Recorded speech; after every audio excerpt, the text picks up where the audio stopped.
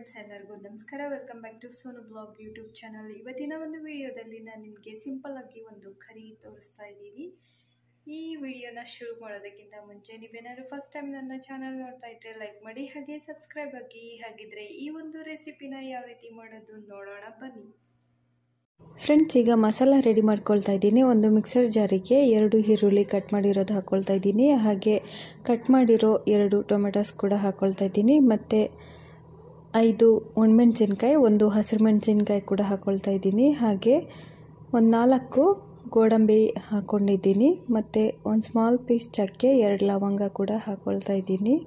ಹಾಗೆ ಒಂದು 5-6 ಬೆಳ್ಳುಳ್ಳಿ ಪೀಸಸ್ ಹಾಕ್ಕೊಂಡಿದ್ದೀನಿ. ಮತ್ತು ಅರ್ಧ ಇಂಚು ಹಸಿ ಶುಂಠಿ ಹಾಕ್ಕೊಳ್ತಾ ಇದ್ದೀನಿ. ಹಾಗೆ 1/4 ಸ್ಪೂನ್ ಸೋಂಪು, 1/4 ಸ್ಪೂನ್ ಕೊತ್ತಂಬರಿ ಬೀಜ, ಒಂದು 1/4 ಸ್ಪೂನ್ ಜೀರಿಗೆ ಹಾಕ್ಕೊಂಡಿದ್ದೀನಿ. ಹಾಗೆ 1 ಟೀ ಸ್ಪೂನಷ್ಟು ಹುರ್ಗಡಲೆ ಮತ್ತು 1 ಏಲಕ್ಕಿ ಹಾಕ್ಕೊಳ್ತಾ ಇದ್ದೀನಿ. ಏಲಕ್ಕಿ ಹಾಕೋದ್ರಿಂದ ಒಳ್ಳೆ ಪರಿಮಳ ಬರುತ್ತೆ.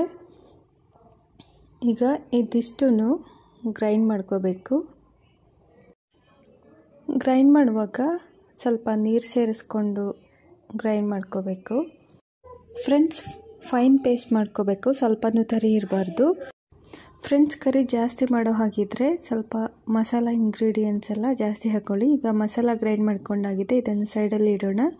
ಈಗ ಒಗ್ಗರಣೆ ಶುರು ಮಾಡ್ತಾ ಇದ್ದೀನಿ. ಸ್ಟವ್ ಆನ್ ಮಾಡಿ ಒಂದು ಪಾತ್ರೆ ಇಡ್ತಾ ಇದ್ದೀನಿ. ಈಗ ಈ ಪಾತ್ರೆಗೆ 2-3 ಟೀ ಸ್ಪೂನಷ್ಟು ಅಡುಗೆ ಎಣ್ಣೆ ಹಾಕ್ಕೊಳ್ತಾ ಇದ್ದೀನಿ. ಎಣ್ಣೆ ಸ್ವಲ್ಪ ಬಿಸಿ ಆದಮೇಲೆ ಸ್ವಲ್ಪ ಸಾಸಿವೆ ಹಾಕ್ಕೊಳ್ತಾ ಇದ್ದೀನಿ. ನಾನಿಲ್ಲಿ ಒಂದು 1/4 ಸ್ಪೂನಷ್ಟು ಯೂಸ್ ಮಾಡಿದ್ದೀನಿ. ಸಾಸಿವೆ ಚೆನ್ನಾಗಿ ಸಿಡಿಬೇಕು. ಮತ್ತು ಸ್ವಲ್ಪ ಕರಿಬೇವಿನ ಸೊಪ್ಪು ಹಾಕ್ಕೊಳ್ತಾ ಇದ್ದೀನಿ. ಮತ್ತು ಒಂದು ಕಟ್ ಮಾಡಿರೋ ಈರುಳ್ಳಿ ಕೂಡ ಹಾಕ್ಕೊಂಡಿದ್ದೀನಿ. ಈಗ ಇದನ್ನು ಒಂದು ಸರಿ ಲೈಟಾಗಿ ಫ್ರೈ ಮಾಡ್ಕೊಳ್ಳೋಣ. ಈರುಳ್ಳಿ ಚೆನ್ನಾಗಿ ಫ್ರೈ ಆಗಬೇಕು.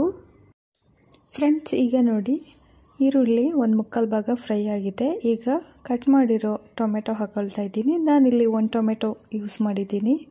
ಮತ್ತು 1/4 ಸ್ಪೂನಷ್ಟು ಅರಿಶಿನ ಪುಡಿ ಹಾಕ್ಕೊಳ್ತಾ ಇದ್ದೀನಿ. ಈಗ ಮತ್ತೆ ಒಂದು ಸರಿ ಚೆನ್ನಾಗಿ ಫ್ರೈ ಮಾಡ್ಕೊಳ್ಳೋಣ. ಟೊಮೆಟೊ ಮತ್ತು ಈರುಳ್ಳಿ ಇನ್ನೂ ಚೆನ್ನಾಗಿ ಫ್ರೈ ಆಗಬೇಕು. ಸಾಫ್ಟ್ ಆಗೋವರೆಗೂ ಫ್ರೈ ಮಾಡ್ಕೋಬೇಕಾಗುತ್ತೆ. ಈಗ ಈರುಳ್ಳಿ ಟೊಮೆಟೊ ಸಾಫ್ಟ್ ಆಗಿದೆ. ಮತ್ತು ಗ್ರೈಂಡ್ ಮಾಡಿ ಇಟ್ಕೊಂಡಿರೋ ಮಸಾಲ ಪೇಸ್ಟ್ ಈಗ ಇದರಲ್ಲಿ ಸೇರಿಸ್ಕೊಳ್ತಾ ಇದ್ದೀನಿ. ಒಂದ್ಸರಿ ಚೆನ್ನಾಗಿ ಮಿಕ್ಸ್ ಮಾಡ್ಕೊಳ್ಳೋಣ. ಮತ್ತು 1 ಲೋಟದಷ್ಟು ನೀರು ಹಾಕ್ಕೊಳ್ತಾ ಇದ್ದೀನಿ. ನಿಮಗೆ ನೀರು ಎಷ್ಟು ಬೇಕೋ ಅಷ್ಟು ನೋಡಿ ಹಾಕ್ಕೊಳ್ಳಿ. ಮತ್ತು ರುಚಿಗೆ ಬೇಕಾಗಿರೋಷ್ಟು ಉಪ್ಪು ಹಾಕ್ತಾ ಇದ್ದೀನಿ. ನಾನಿಲ್ಲಿ 3/4 ಸ್ಪೂನಷ್ಟು ಯೂಸ್ ಮಾಡಿದ್ದೀನಿ. ಈಗ ಇನ್ನೊಂದು ಸರಿ ಚೆನ್ನಾಗಿ ಮಿಕ್ಸ್ ಮಾಡಬೇಕು. ಫ್ರೆಂಡ್ಸ್, ಈಗ ಮಿಕ್ಸ್ ಮಾಡಿ ಆಗಿದೆ. ಈಗ ನಾನು 5-10 ನಿಮಿಷ ತನಕ ಕರಿ ಬಾಯ್ಲ್ ಆಗೋದಕ್ಕೆ ಬಿಡ್ತೀನಿ. ಈಗ ಕರಿ ಚೆನ್ನಾಗಿ ಬಾಯ್ಲ್ ಆಗ್ತಾಯಿದೆ ನೋಡಿ. ಮತ್ತೆ ಒಂದು ಸರಿ ಮಿಕ್ಸ್ ಮಾಡ್ಕೊಳ್ಳೋಣ. ಕರಿ ಸ್ವಲ್ಪ ಗಟ್ಟಿ ಅನಿಸಿದ್ರೆ ಇನ್ನು ಸ್ವಲ್ಪ ನೀರು ಹಾಕ್ಕೋಬೋದು. ಕರಿ ಥಿಕ್ನೆಸ್ ಇಷ್ಟು ಇರಬೇಕು.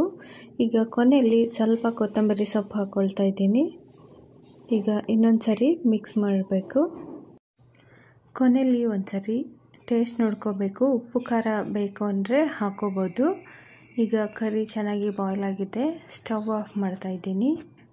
ಫ್ರೆಂಡ್ಸ್, ಈಗ ತುಂಬ ರುಚಿಯಾದ ಈರುಳ್ಳಿ ಟೊಮೆಟೊ ಗೊಜ್ಜು ಸರ್ವ್ ಮಾಡಲು ರೆಡಿಯಾಗಿದೆ.